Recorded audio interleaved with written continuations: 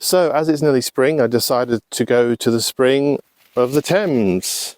We're going to do it with wild camping. We're going to walk all 200 miles, hopefully. Once you've seen one sleepy Surrey town, you've seen them all. So I don't know how to get onto this bridge from here. Bad deal. That Henry VIII looked out the window and saw a load of travellers. You never know when you stumble onto a filming. So I'm just pretending to be a fisherman.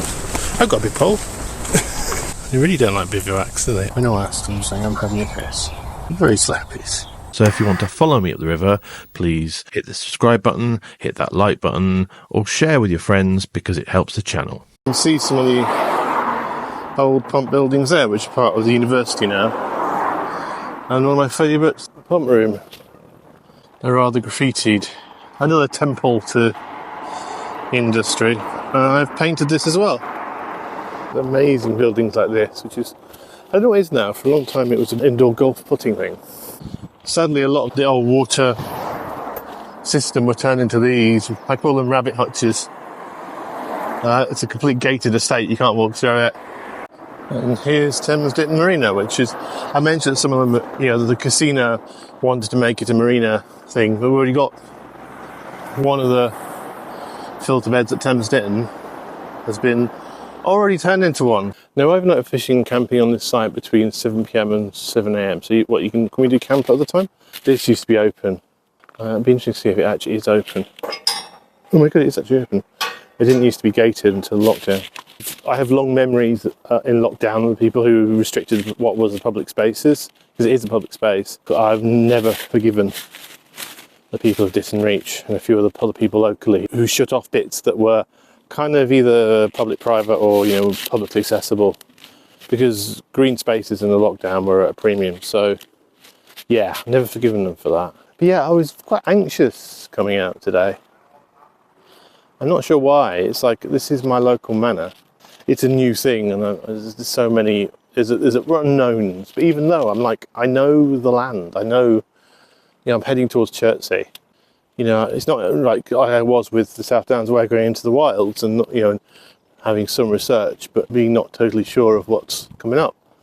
So I don't know why I'm so anxious today. This is one of the few little bits of along the river on this side. On the other side, the path is better all the way up to Hampton Court. The likely reason you're following me on this and deciding to do this yourself, you might want to cross over, but because I live on the other side of the river, I didn't fancy walking the sort of nearly a mile back to the bridge and then walking that way. 2 mile round journey extra today, and I already started late, partly because I was dithering.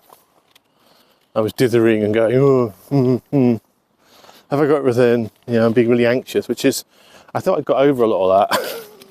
There's going to be a lot of road walking like this until Hampton Court as a result. Unfortunately, at this point, there's lots of boatyards and private houses that have gobbled up the riverside and refuse to share it. A bit like Ditton Reach, is that attitude of like, I me mine. I will show you an island in a little bit and a river I've camped by before, or camped near before. Thames Ditton. Once you've seen one sleepy Surrey town, you've seen them all, but I think it's just in Surrey. Lots of private estates. Suddenly lots of private roads. It's like, we're not in London anymore. Even the islands are private. Bad deal. Hampton Court, blah blah blah, Henry VIII, blah blah blah. Now we're talking about something a bit more interesting. Cigarette Island. So this is Cigarette Island, opposite Hampton Court. This was a popular place in the 20s and 30s for moored boats. That's because they had a legal right to be here. And the story goes, and it's probably apocryphal, that Henry VIII looked out the window to Cigarette Island. It wasn't called Cigarette Island then, we can get to that. And saw a load of travellers and what would be formerly called gypsies. One of his member staff said, oh, should we move them? And he was like, no. And so there thought to be a law that says you could just camp or moor here. Unusual free mooring sites along the Thames. And so in the 20s and 30s it became incredibly fashionable to have a barge here. But there was a famous barge called the Cigarette. When they were building the Hampton Court Bridge, they had to redirect the River Mole. The River Mole used to come out at the bridge itself, And so you actually had to have almost like have two bridges, like a bridge over the River Mole and then another bridge. So in the 1930s, I think it was, yeah, they redirected the Mole to just here. I said a river that, you know, I've camped near before, which is this leads to the bottom of Box Hill. Oh dear. Our first shipwreck. I mentioned about river boats, you know, earlier, saying, oh, okay, we'll see those a lot of those. This is the kingdom of the river boat. Some really massive sort of high-rise double-decker ones, and in this area of all these islands, this isn't the other side of the river, this is an island. These are all, yes, you guessed it, yachts, eights. But I'm one of these, although not here, I don't think. A recording studio, and it's where Dave Gilmore lives, or he used to live, I don't know. But not on one of these ones, but I think it's further up, I think. You can't really see that one, that's an older, bigger boat than these. A lot of this was done with squatting in the 1930s, by the way. People just took, you know, bits. At the same time as that mania at Cigarette Island, there was mania for, you know, having your own allotment, shed, cottage, barge, space away, and so there was a lot of enclosures of land that wasn't really claimed or, you know, happening, and a lot of those enclosures now are worth a lot of money. You'll see a lot of that on this side as well. Further on, lots of people's little sheds and gardens where they've got a house on the other side and they've just taken that bit. But I don't think they necessarily own the riverbank. It was a bit like the guy who camped on Hampstead Heath. So it might be a shorter period, but he was there continually occupying the site for tens of years, and so he had the right to remain and actually got the land. And this is Hurst Park. It's a bit open, but there are possibilities. A mini houseboat there, little one. So there's Hampton Church, and that in the middle is Garrick's temple, which I've painted and drawn many times, and Garrick's villa behind, Richard Garrick being a Victorian actor who was obsessed with Shakespeare, so he had to do a temple to Shakespeare. I've never been inside. It's very hard to get inside. Special days to get into that. There's a bust of Shakespeare inside, I think. That's all publicly accessible down there. And yeah, an old riverboat. I don't think that's the one I'm talking about, but it could be the one. That could be Dave Gilmore's. It's something like that. It's very old-fashioned. Yeah. It's not a reservoir. Well, it probably was. It looks like it's waterboard. And there's all these sort of reservoir-y things around here. Molesey nature reserves, but like a lot of things, a lot of these things, you can't go anywhere near it. So it's like nature reserve, but you're not nature, we're not nature. It's kind of usually a bit of a planning fudge, like we're not going to build on it, we're not going to allow anyone out on it. So that's not what we want for Sealing Wells. A nature reserve people can enjoy. Tank traps. They definitely look like tank traps. That might be something to do with the reservoir. And there's all these things along here saying private property, but surely that would be waterboard. So I don't know if anyone would, you know, if you camped here would have a problem, because it'd be like it's the waterboard. Metropolitan Water Board, now Thames Water. It looks like it's being used though. Yeah, I love these. Of course, London stock. Water. I love these old palaces to water and energy. That's what I want to do. I might end up having to be like that. Be that bold and just pretend to be a fisherman. I've got a big pole. It's not a fishing pole, but I haven't got me attach a piece of string to this. But yeah, I might have to do that. Come Softly, sweet Thames, flow softly. Only a lot of the ferries are destroyed or only run during the weekends, and this is Sunbury, but it's at Shepperton Lock. I didn't realise it doesn't start until April.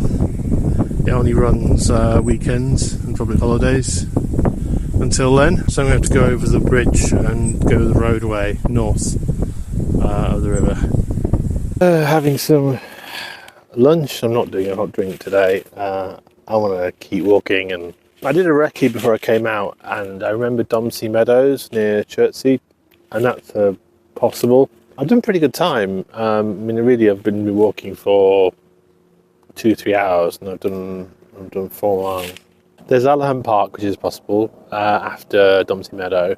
And there's a few little bits where I could, just tuck in, or maybe behind a tree, or riverbank it. Then there's Staines, which is a big no.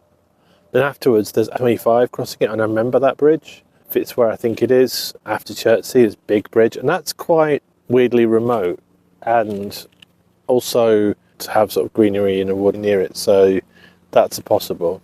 So I might try and get to Runnymede, but if it looks like I'm taking too long and I'm too tired, I might go for Chertsey or Laleham. I can't remember anything about Laleham. It's 2 o'clock and I'm getting worried about where I'm going to be tonight. And it's like, if in doubt, and I don't know why I'm so anxious, because I could just go home. It's not that far from home. If all goes completely wrong, I can bail and go home, but I'd rather not. More shipwrecks, seemingly. And another one.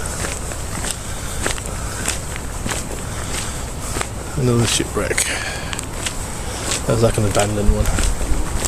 And a trolley. I haven't seen a trolley for ages. We're in the land of I don't care what the bridge looks like. You have to cross this and take the alternate route because the ferry's not working. So I don't know how to get onto this bridge from here. I assume up that path, but how? Okay. That's fun. Ooh, dead rat.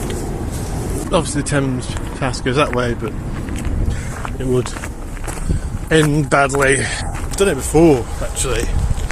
Walked too late. Got to Shepperton. It's where the way navigations go from. So I can go to Guildford. And we know how much I like Guildford. And I had to walk back in. I really don't want to do that. And it's annoying, literally 6 days, then it's going to start up.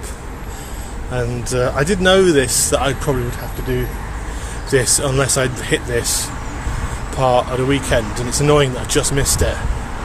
But I so needed that rest day. Onto the bridge. The bridge. Sorry, Paul. Alternate route. Although it's obviously a long road. Not signed, but I found the bit off the road to go into the Thames path again. Oh, mud. You shouldn't have. The problem I have with walking on roads is that I tend to overwalk. I just want to get out of it.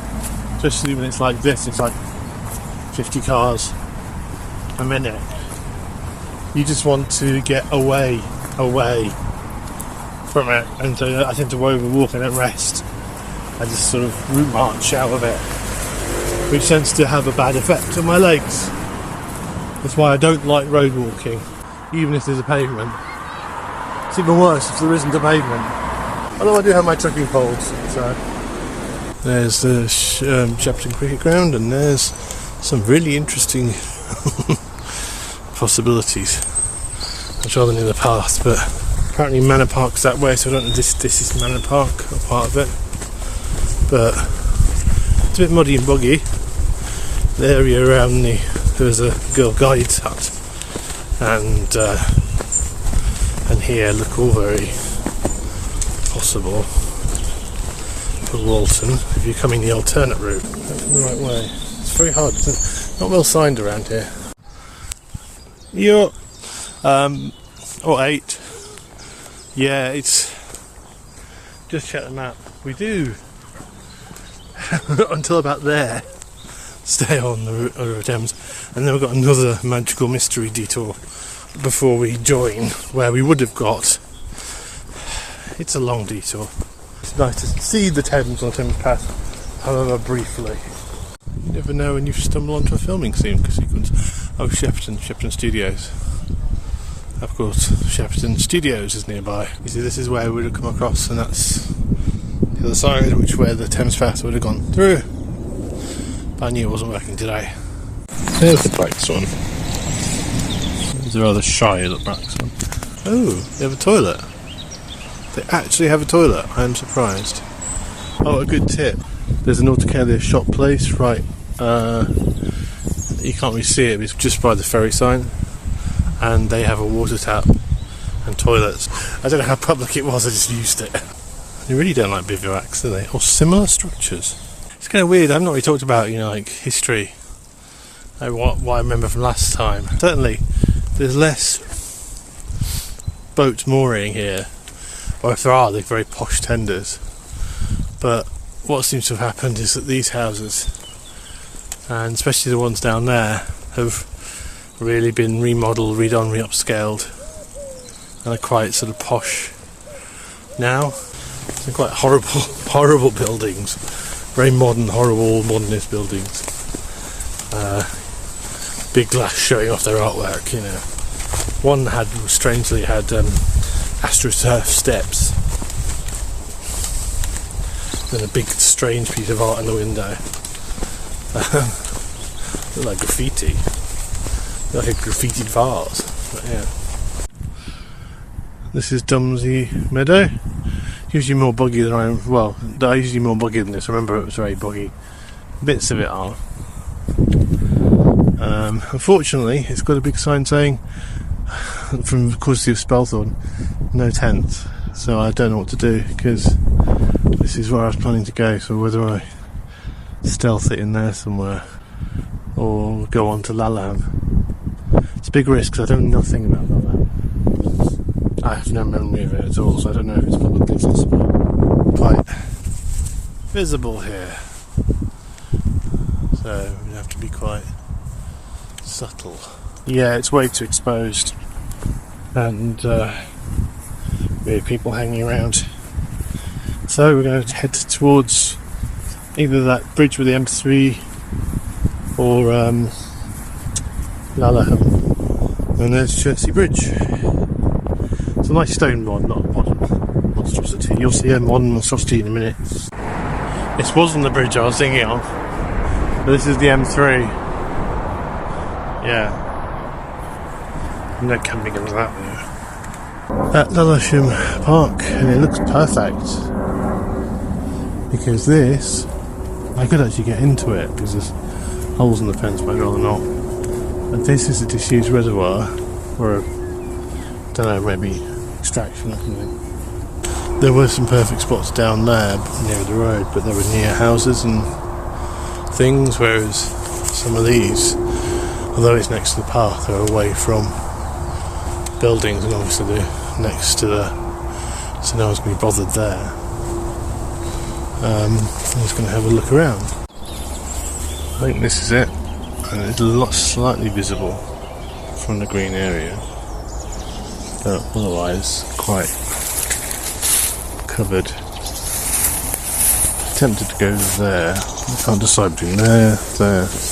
That's probably a better camping spot, but it's a bit more open to all of the paths around there.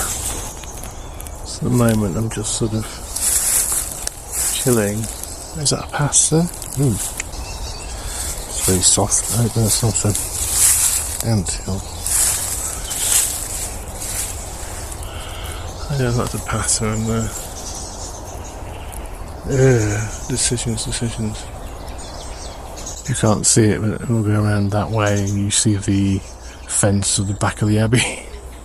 I heard voices, and I saw some going just over there. They don't see me, I think. I mean, at the moment, I'm not camped, so I'm just sort of in a wood. I'm having a piss. When I asked, I'm saying I'm having a piss. Very slappies. I really wish I had Hall's camo netting, because you can see the path there, and it's just through here. Not really, just a little bit of camo knitting, yeah. Paul is in An Idiot Outdoors. Did a video recently about his camo net, which would be a big success. I'm looking around thinking, is there any greenery I can just put? Once it's dark, I won't see anything at all. But we're just waiting for it to be dark enough to put the tent up. Well, I'm waiting. Don't know who else is there. There's hardly enough space for it. But it'll do. I'm going to keep very low light because I've seen people come through here really late, so I don't want to attract attention. It's 10 degrees in here. I'm just doing the little here. We'll see how warm it gets in here. I didn't bring both. I just brought one. I'm trying to save weight. The pump bottle was a nightmare. That just didn't work, by the way. But the squeezy bottles, like the banana boat, aloe vera, perfect. They work really, really well. Squeeze, squeeze.